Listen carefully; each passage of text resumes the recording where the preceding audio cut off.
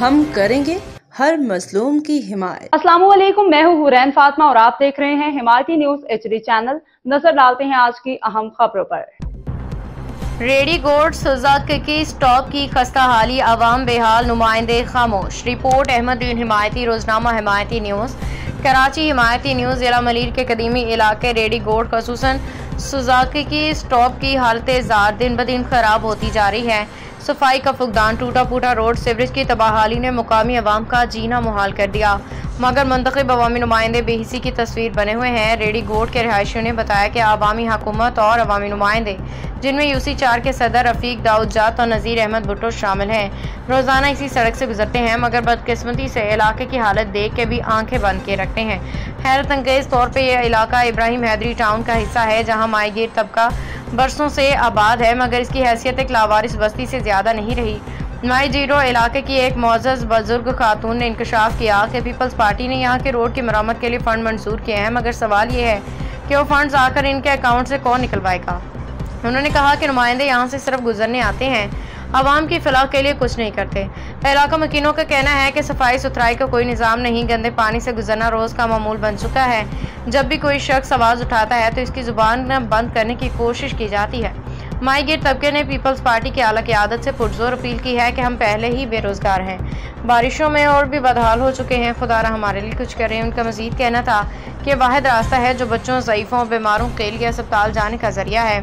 अगर यही बंद हो गया या ख़तरनाक हो गया तो हम कहाँ जाएंगे। अहले इलाका ने याद दिलाया कि रेडीगोड कराची का एक तारीखी कदीमी इलाका है जो हिंद और सिंध के ज़माने से आबाद है। यहाँ की बेशतर आबादी का ताल्लुक माई कराची के ख़ानदानों से है और उनकी कई नस्लें यहाँ आबाद रही हैं।